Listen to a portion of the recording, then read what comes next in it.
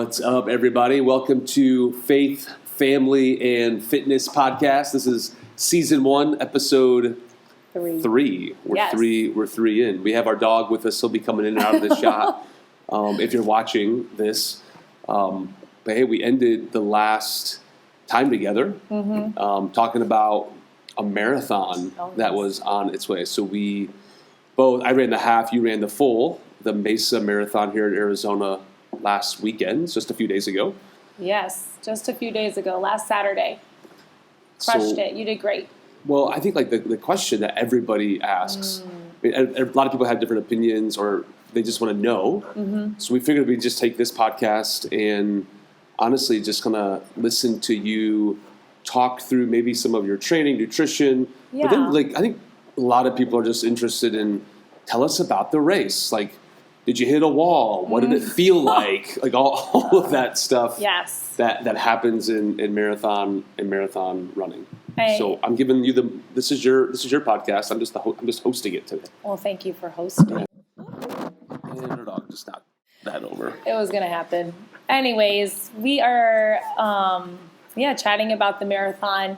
So many of you have been so kind, like with even social media when I posted a couple days after or the day after, like kind of the results of it. And I'm going to lead us up into the marathon and what this whole marathon cycle was for, because so many of you I don't always share like the intricate details of it, but I'm going to give like a kind of brief summary of what has gone into this. So I ran Indy in 2022, that was November, and the goal of that race was actually like a 2:52, 2 hours and 52.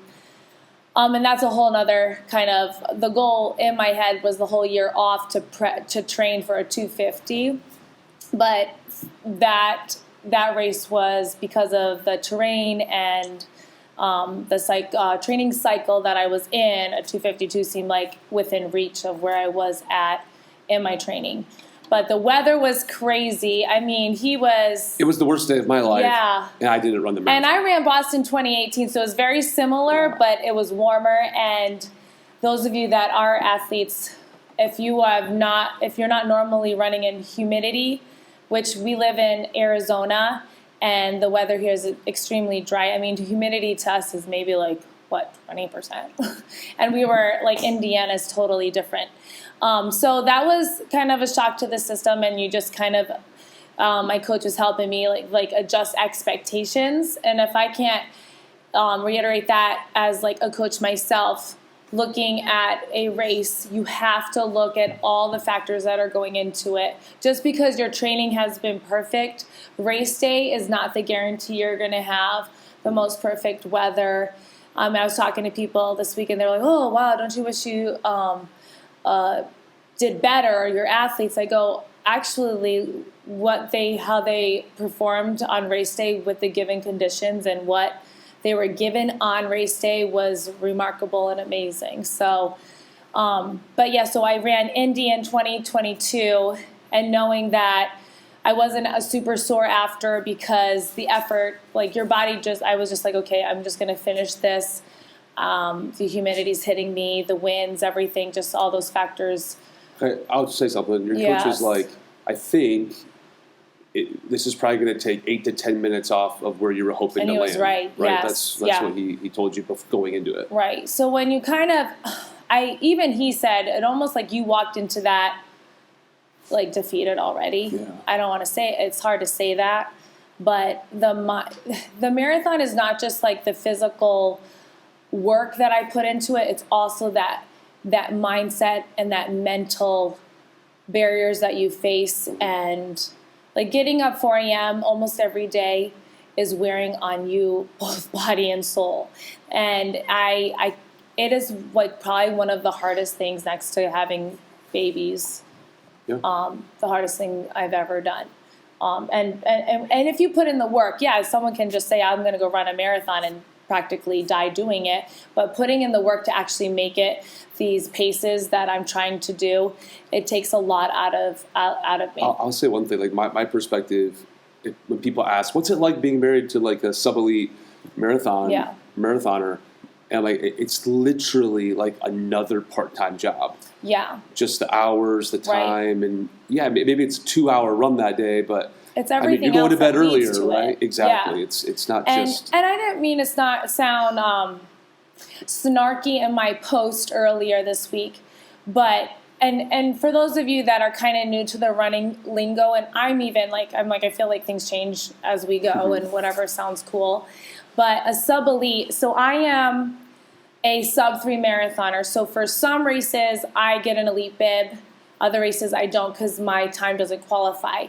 I'm not an Olympic qualifier like a B standard. That was 2:45 a couple years ago. Now they've lowered it to like 2:37 or 2:38. So for me, I would be considered a sub-elite, which is still, I'm really proud of that this 37-year-old body can do that. So I hope that clarifies that. So for me, I'm not sponsored. I'm not... like my bread and butter doesn't come from me running races. It's because I love it and it's a passion and I want to push my body to a level that I can be able to, like, this is the best that the body that God has given me that I can do. And whether that is maybe Olympic qualifying B standard or maybe it's just hitting that 250, like I can't wait to be saying like, this is what I can do. And at this point after Mesa, I know I can do more, and that's why I'm not going to say I'm done. I've retired. I'm still going to fight for those dreams. And it's funny, I had a friend reach out. She was like, I see you like posting your struggle and posting what you go through, and it's been years. And I said, I know. She goes, I see what you're doing. Not everybody has like the courage to do that. And I did not, like, I'm going to cry a little bit. Like, I didn't want to post that on Sunday. Like, I didn't want to share that. I wanted to share, hey, I got my 250. I waited two years or whatever to get. But you get to see the struggle and you get to see the heartache of it. But I also am so damn proud of that sub 3 because I wanted to quit. Mile 13 when I had to go to the bathroom because I was on my cycle. And that's another thing as a woman runner, it's really hard. Like every day's not like the same, right? And so I was on my cycle and I knew this is like kind of playing with, I don't know, the puzzle, like maybe it's gonna all fit together or maybe your stomach's not gonna work. And that's kind of where I was mile 13. I'm like, oh crap, you gotta go. Like literally gotta go. So at like the porta potties, I'm like, okay. Well, let's talk. Oh, sorry, I know. No, you're good. Let's talk about like, so start time, you got there. And everything was perfect, yeah. At mile, when did things start to shift? Well, it was funny. Lionel, a guy that I run with, he's an awesome athlete. We were able to get to the start line because we live really close to Usury, where the mountain is. And so instead of taking the buses up, we kind of found a trail to walk there. And we get out of the car, and he looks at me, he's like, it's warm. And I'm like, crap. And that we knew that, okay, today's going to be a warm race day. And we've been training in cold for Mesa. Dry cold has been amazing. And we're like, we might luck out and have like the best race day. But honestly, it was almost 80 this past Saturday. So we got out, and I said, okay, all right. It kind of prepared me for, okay, we might need to adjust paces. It might need to look a little differently. But you're kind of in that excitement, adrenaline, it will be fine. Stomach was great. I was able to go to the bathroom, which is huge. We've done funny things about that. That's massive. It's a big worry. I mean, so my PR at Mesa was a 2:54. I didn't even have to go to the bathroom once, before or like after. Like, go figure. That's like your perfect day. Yeah, but like you get so nervous before, like you go like the whole day leading up to it. Yes.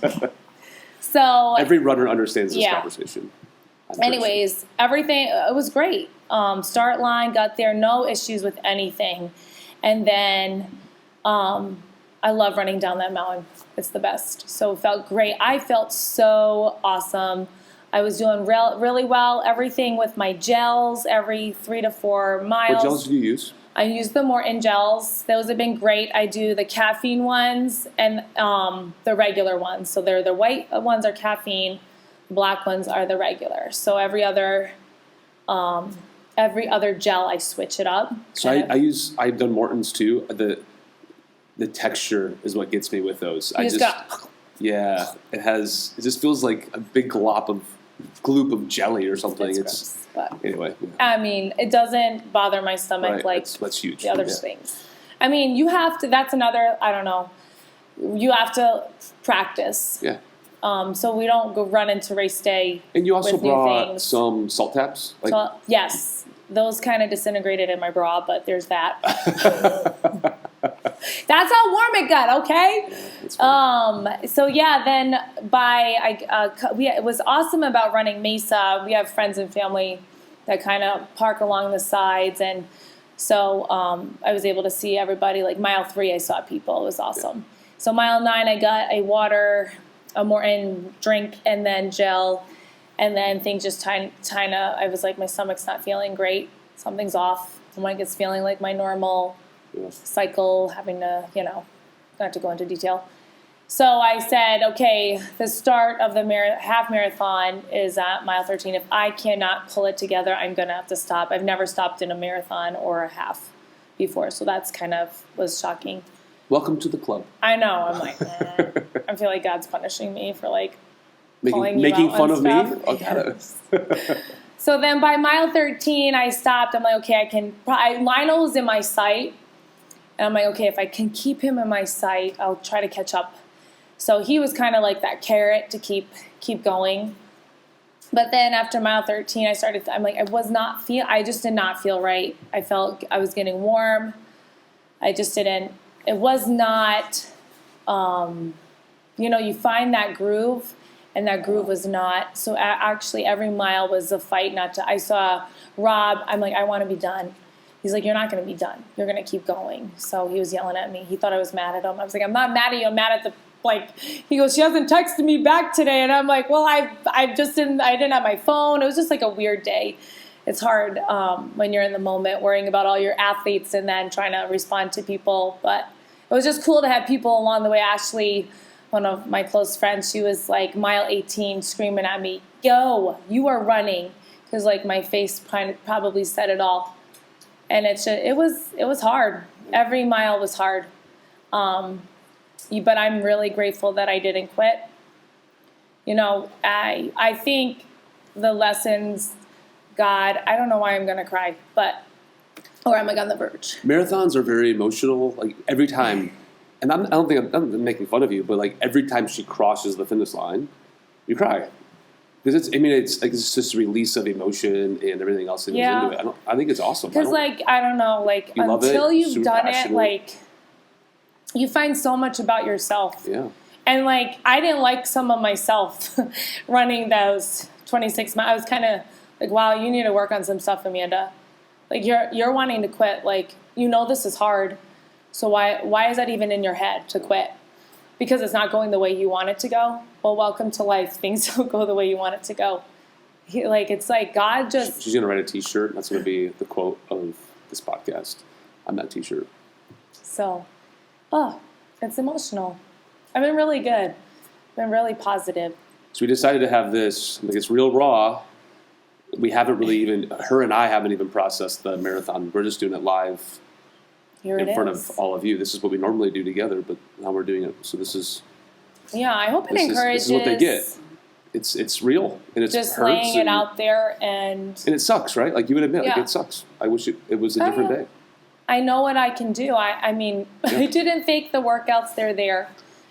The early mornings, he can attest to it. Oh, yeah. Strava. I hate Strava. But it's, there's a reason for everything, right?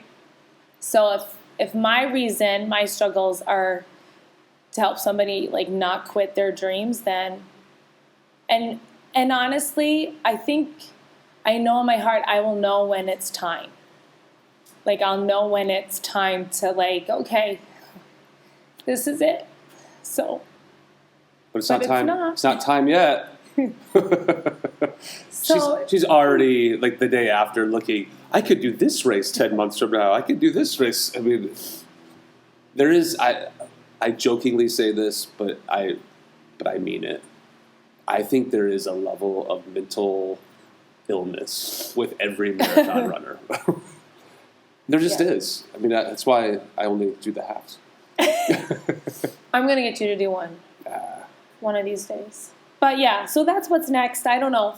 Maybe a fall or early January is in my heart. But yeah, now it's time to heal and reset. And but I also think it's important to note, like, what I'm most impressed by you is you went right from marathon training for Indy. Yes. I mean, and 3 months later, you're in. That could have been a factor. Your body didn't really recover. I mean, it obviously different circumstances, but you went boom, boom. Yeah, and it's been this 6 was months like hardcore. my hardest. Like I did 7 weeks of 70 miles. It's insane. And maybe that was not what my body needed. I don't know. Like you try to second guess everything and whatever.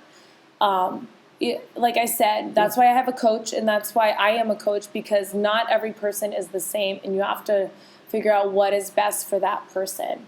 And that's why every training cycle doesn't look different or looks different, because your body's changing or you hit you're on getting something stronger. That we'll cover in a future podcast, but like the importance of having a coach. I mean, I have coaches that I pay for career and all that stuff. You have coaches too, so we'll break that down in future podcasts of why we believe in that so much. But I mean, it's so you trust the process, and you don't really know until you know.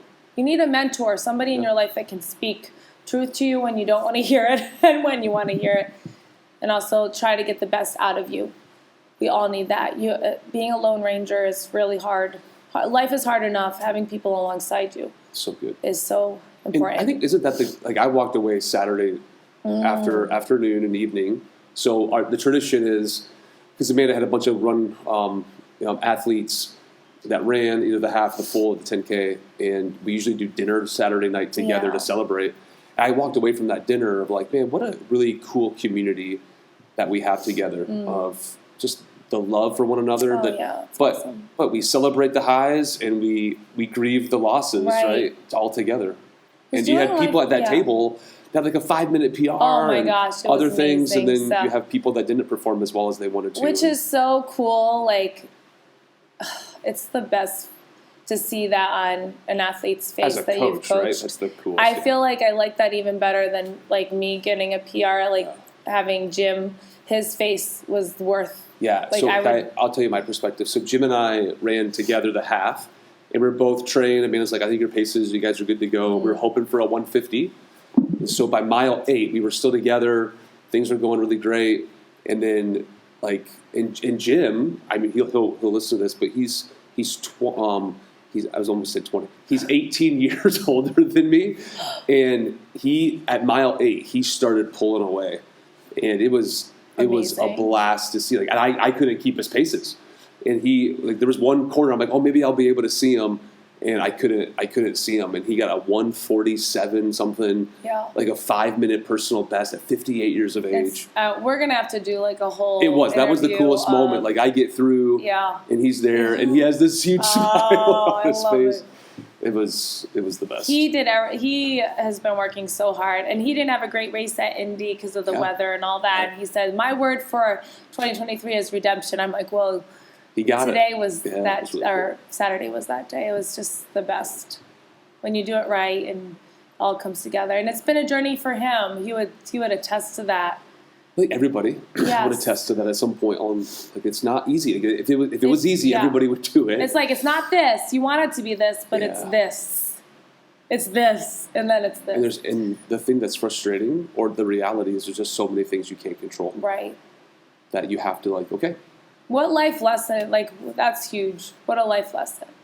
Running is a gift, and there's so many lessons in it. And I'm so proud of you. Oh, like, seriously. It was fun. I mean, partly was to run with Jim. Oh, yeah. But also, like, I came back from Africa in November, and I stepped on the scale, and I'm like, how did that moment, like, how did that happen? You're like, and Amanda's response is, I've been telling you. And so, like, part of this was, like, I gotta, like, figure it out. So I've dropped 12 pounds since then. And I would say the half training definitely helped. But I'm not going to stop. I'm going to go right back in. And you got that 150. Yeah, the 150's coming. But, I mean, just, like, the hiking's on its way, too. But I'm going to stay running a couple times a week. Because I actually, with my coach, enjoyed this training cycle the most. I thought it was a lot of fun. Really cool to see. I mean, some mornings he was up before me, like, are you going to come? I was dragging her sorry butt out of bed. It was amazing. Like, who are you? What have you done? I know. I'm like, wow, this is great. I mean, in the moment, I was like, I always want to go back. Well, part of it is but I saw this story last week. We have a rule in our relationship that whoever is the last one out of bed has to make the bed. And so, like, 4:30, that alarm goes off, knowing that she was going to hit snooze. I'm like, boom, I'm out of bed. And I would look at her and be like, you're making the bed. Kids. We're like little kids. But that was part of the motivation, is to jump out of bed. So I didn't have to make the bed when we came home from the run. You make it way better than I do. Oh, look at that. Like, that's... Is that not the most manipulative thing you've ever heard? Oh, for sure. But it works. Just not. Oh, well. Anyway, you crushed it. I'm proud of you. More and you said something, too, that I thought was like, this is probably a good way to end. Like, your kids, when you saw them there, like, they don't care about your number. Oh, in the post. They just... Great, because I was crying, and Grayson just was like, why are you crying? Yeah, at the finish line, during the shoot, like, why are you crying, Mom? They didn't even know the time. That's the thing. It's just, they didn't care. You get so wrapped up in these numbers when it's like, at the end of the day, completing it. Wow. The people, they love you the most. They don't care. Yeah. They love you. The only people that even care are the people you don't really even know. That's true. That watch every little thing. That watch it and have an opinion about everything. But the people that matter. People that matter. They care Anyway, less. I'm proud of All you. right. Crushed Love it. you. Love you too. All right. FFF Season 1, Episode 3 in the books. Later. Thanks for watching.